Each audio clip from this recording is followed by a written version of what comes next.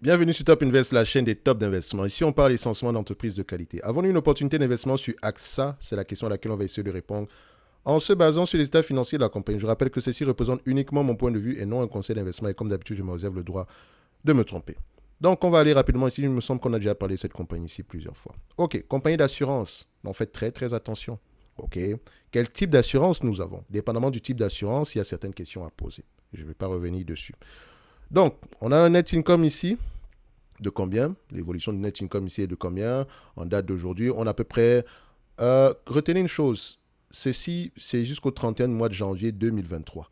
C'est une compagnie européenne dont généralement les informations les informations que nous obtenons généralement sur ce genre de plateforme-ci viennent après le premier semestre. OK? Donc ici, on est encore au mois de janvier. Je ne sais pas combien de vidéos j'ai fait ici avec cette compagnie-ci. Donc on va juste essayer de voir ça rapidement ici. Donc on va mettre ici AXA. AXA, on a fait comme une seule vidéo au mois d'avril 2022. OK, donc ça va, on va juste faire renouveler ça ici rapidement. So, vous remarquez ici que généralement, c'est les informations ici, vous allez les obtenir au complet après chaque semestre. D'accord? Donc, généralement, les résultats financiers du deuxième trimestre ainsi que ceux du quatrième trimestre sont, voilà, ceux qu'on aura ici, vont nous permettre de mettre à jour, la plateforme va se mettre à jour uniquement à ce moment-là, parce que voilà, c'est typiquement européen. D'accord? Les compagnies européennes ont tendance à donner uniquement à communiquer uniquement sur le revenu ainsi que peut-être les bénéfices nets, sans parler ici du bilan, du bilan comptable ici au premier trimestre de chaque année. De toute façon, on ne va pas revenir dessus. So, vous comprenez donc que les résultats actuels sont un tout petit peu en retard. Mais ça nous permet d'avoir une idée générale de la compagnie. De toute façon, c'est le but ici. Nous avons quoi? Ici, en date d'aujourd'hui, nous avons des revenus qui sont croissants, d'accord, sur les dernières années, ok? So, vous allez constater une chose ici, on a toujours des trous d'air à chaque fois. Déjà, il faut aller vérifier pourquoi. C'est une compagnie d'assurance. Donc, à certains moments, elle va gagner moins d'argent, d'accord? Donc, je ne sais pas ce qui s'est passé ici sur les derniers trimestres. On peut déjà aller voir ça ici. Je prends juste AXA SA. Je vais mettre ici Investor. D'accord? Je vais découvrir les résultats financiers comme vous en date d'aujourd'hui. Earning Presentation. OK. Intéressant d'aller lire les rapports financiers de cette compagnie-ci. Ça vous donne une idée générale de comment est-ce que se comporte l'industrie. Donc ici, on a à peu près le press release ici pour le premier trimestre. Donc je vais mettre ça. Est-ce qu'on a l'information ici en français? C'est pas plus grave que ça. Donc ici, Activity, press release. Qu'est-ce qu'on a ici? Est-ce que je peux mettre ça en français d'ailleurs? Worldwide. Est-ce que j'ai... Voilà, français est là. Voilà. OK. Donc, on peut le mettre ici en français, communiqué de presse, pourquoi pas. Alors, on va regarder ici qu'est-ce qui s'est passé au premier trimestre. Le but n'est pas de... Voilà, je découvre ça également ici, juste pour voir si l'entreprise continue à bien se comporter. Donc, on ajuste ça. En hausse, prime brute ici, prime assurance dommage, OK, assurance particulier, les hausses de 4%, prime prévoyance, etc., ratio de solvabilité, 7 objectif opérationnel du groupe supérieur à 7,5 milliards, OK, parfait. Je cherche le tangible book value. Est-ce qu'on mentionne ici tangible book value? Je n'ai pas d'occurrence. Peut-être également que ça ne fonctionne pas. Prime. Je vais essayer de voir. Prime. OK. Donc le book value ici, est-ce qu'on parle du book value? Book? Non, pas du tout également. OK. Donc on semble avoir eu un trimestre intéressant.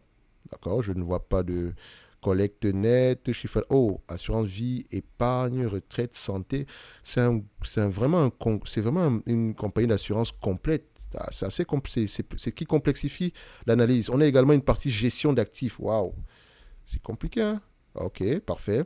Donc, parfois, juste entre parenthèses, parfois, si vous ne voulez pas vous casser avec le bilan financier de la compagnie, d'une compagnie d'assurance, regardez généralement la notation des entités comme Moody's et S&P.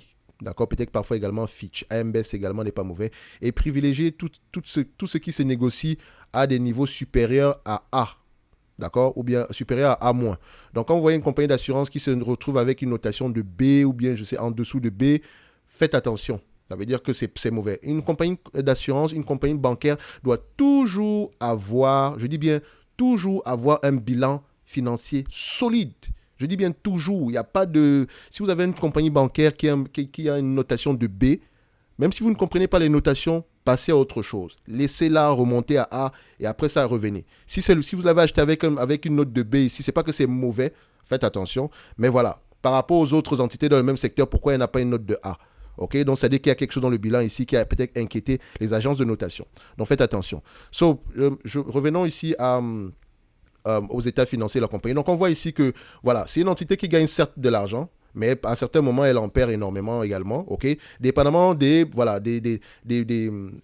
dépendamment des charges qu'elle doit supporter sur son activité. C'est une compagnie d'assurance assez diversifiée, mais il faut aller regarder, est-ce que c'est plus assurance dommage? Est-ce que c'est plus assurance santé? Est-ce que c'est plus assurance risque?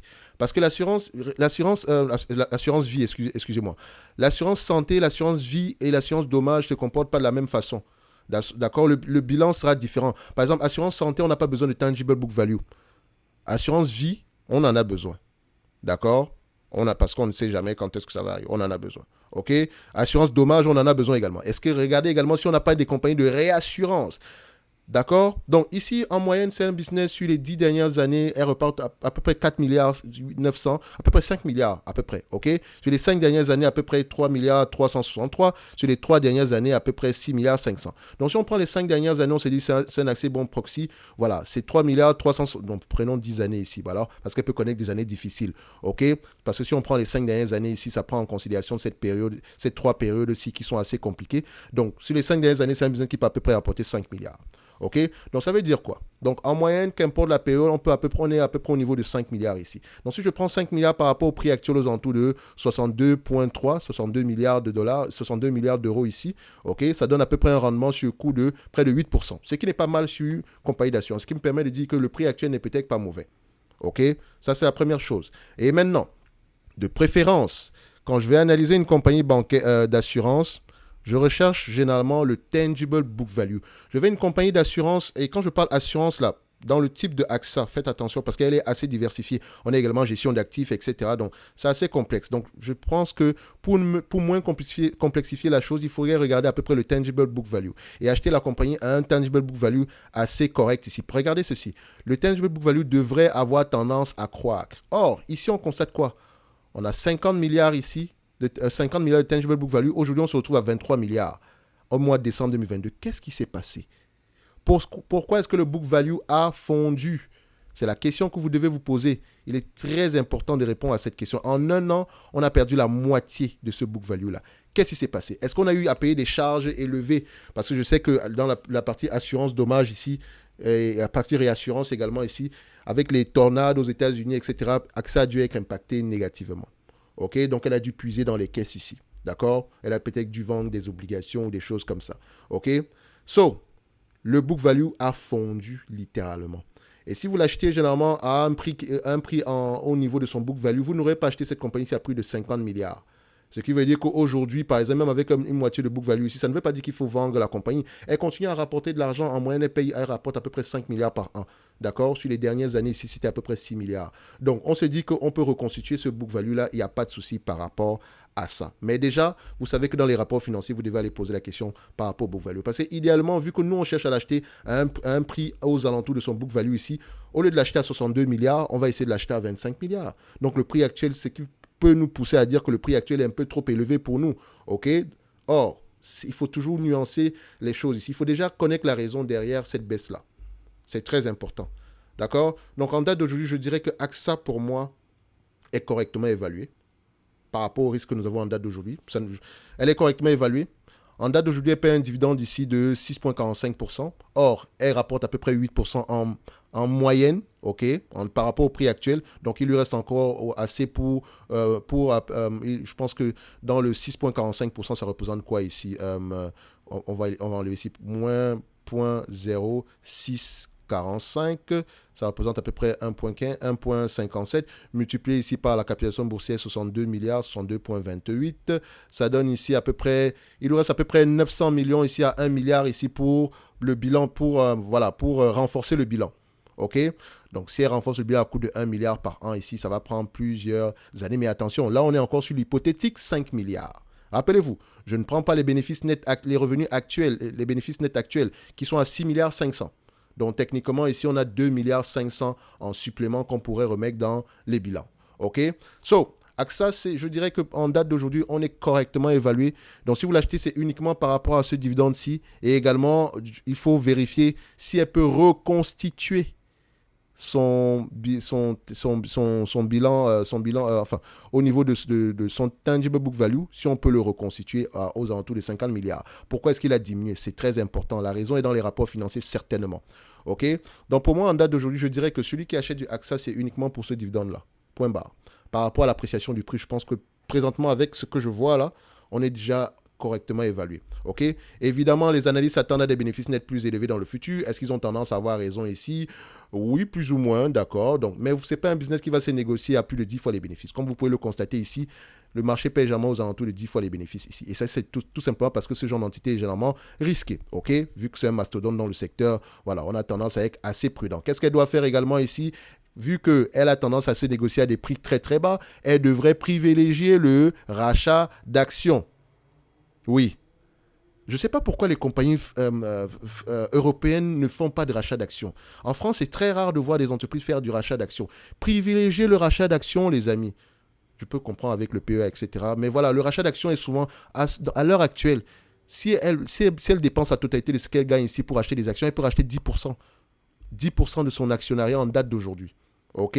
C'est peut-être important ici, ce qui vous permettra ici d'avoir un bénéfice net par action qui va croître de 10% également et que vous allez pouvoir récupérer par rapport au prix de l'action. Donc, imaginons que j'ai $1 par action en date d'aujourd'hui et que je rachète 10% ici de mon actionnariat. Ça veut dire ici que là où j'avais peut-être une action, il va me rester ici 0,9 actions. Donc, c'est-à-dire que si je prends ici $1 par action, au lieu d'avoir $1 par action ici, j'aurai plutôt aux alentours de 1,11 $ par action. Si je dois le faire ici à 10 fois les bénéfices, si c'est vraiment à 10 fois les bénéfices, au lieu de faire $1 fois au lieu d'avoir $10 ici avant, aujourd'hui, j'aurai $11,11. Donc, on vient d'avoir une augmentation ici de 10%, tout simplement parce, enfin, 11% en réalité, tout simplement parce que l'entité a racheté 10% de son actionnariat. Bah oui, donc c'est-à-dire que mon prix de l'action, la valeur vient d'augmenter, la valeur de mon action vient d'augmenter comme ça, parce que l'entreprise a racheté ses actions. Donc c'est important de racheter ses actions, c'est important. C'est très important. Une compagnie pareille devrait racheter ses actions. Or, ce n'est pas ce que je remarque ici. OK? Donc, je sais que, voilà, je remarque ici sur le dernier trimestre, voilà, sur les dernières années ici, elle a commencé à le faire. C'est une bonne chose, mais il faudrait que ce soit encore plus, pour moi, un peu plus de vigueur dans le rachat d'actions. Mais la priorité ici est au niveau de la reconstitution ici du tangible book value. C'est important de le reconstituer.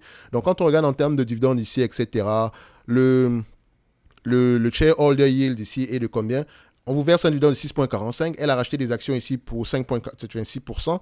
D'accord? Elle a augmenté sa dette parce que le debt pay down ici, c'est-à-dire qu'elle a augmenté la dette de 2,93% ici. OK? Donc, vous remarquez qu'en réalité, vous avez reçu, vous, actionnaire, 8,84%. Si elle avait gardé la totalité de ce cash-ci pour acheter des actions uniquement, vous aurez eu, pour payer le dividende uniquement, vous aurez eu à peu près 8,84%. OK? Donc, elle a les moyens de payer ce dividende-là, dans tous les cas de figure. Pour moi, ici, elle est correctement évaluée sans plus. Mais lisez vos rapports financiers. C'est une société assez complexe à analyser. OK? Il y a plusieurs pôles ici. Normalement, quand on la qualifie ici de compagnie d'assurance, c'est pas un gros raccourci parce qu'on a la partie ici, dommage, assurance dommage, c'est près de 18 milliards ici, d'accord, de revenus. Après, on a la partie ici, assurance vie, aux alentours ici de prime brute, etc. Il faut que j'aille bien regarder ça ici. Il faudrait aller vérifier ça de toutes les façons. Donc, je pense que c'est à combien la prime brute ici, c'est en milliards. Donc, 12 milliards, PVEP. Donc, il faut aller voir à peu près à quoi ça ressemble ici. Dans tous les cas de figure, je pense également que l'assurance vie, épargne, retraite et santé pèse également énormément dans ce segment, dans cette activité-ci. La gestion d'actifs également, en milliards. Ils ont à peu près 887 milliards sous gestion. OK? Donc, techniquement, ici, on se rémunère ici par rapport aux frais. Donc, il y a des frais facturés ici, dépendamment ici du volume d'actifs sous gestion. Donc, il faut regarder le volume d'actifs sous gestion ici. Est-ce qu'il augmente? Est-ce qu'il diminue? OK? C'est important. Dans tous les cas de figure ici, le bilan financier ici est solide de toutes les façons en se fiant à ceci. OK? Il est assez solide également ici. Donc, je pense qu'elle a les moyens de continuer à payer les claims de ses différents clients. Donc, elle est assez solide par rapport à ça. Mais allez-y vérifier pourquoi est-ce que le book value a diminué. Dans tous les cas de figure, pour moi, AXA est correctement évalué sans plus. Pour le dividende ici, il est assez safe, dans tout cas par rapport à ce que je vois ici. Et on a des prévisions ici qui semblent être également assez correctes par rapport aux prévisions de bénéfices nets ici. Comme son nom l'indique, ça reste des prévisions de bénéfices nets. On va regarder ça ici rapidement. En termes de prévisions de bénéfices nets, qu'est-ce qu'on a ici aujourd'hui? On s'attend à peu près à une médiane ici, aux alentours ici de 8 milliards. Donc quelque chose plus élevé que ça. Attention. Oui, c'est en euros exactement. OK. Donc, on s'attend à des bénéfices nets plus élevés que ça dans le futur. OK, ça c'est ajusté, hein. Plus élevé que ça dans le futur. Tant mieux si ça arrive également. Dans tous les cas de figure, moi j'ai voulu être prudent ici, d'accord? Donc je me dis qu'au prix actuel, c'est pas cher payé. Et encore, pendant ce temps, on a 6,45%. Si on a plus que ça dans le futur, ça serait également assez intéressant. Dans tous les cas de figure, c'est ça. Je ne suis pas en train de dire que oh, c'est surévalué ou quoi que ce soit. Non. On a pris des hypothèses ici assez, à mon goût, on est resté assez light. 10 fois les bénéfices, déjà, ça représente une opportunité d'investissement. D'accord? Mais n'oubliez pas que c'est une compagnie d'assurance. Donc, elle est correctement évaluée en date d'aujourd'hui si on prend en considération ces différents multiples-là. Si elle continue à racheter ses actions, tant mieux. Si elle continue à augmenter le dividende également, tant mieux. OK? Si elle continue à augmenter également les bénéfices nets ici également, tant mieux. Si elle continue également à augmenter son book value, tant mieux. OK? So, ceci n'est qu'à mon avis non un conseil d'investissement. Comme d'habitude, je me réserve le droit de me tromper. Et on se donne rendez-vous sur la prochaine vidéo. D'accord? Merci.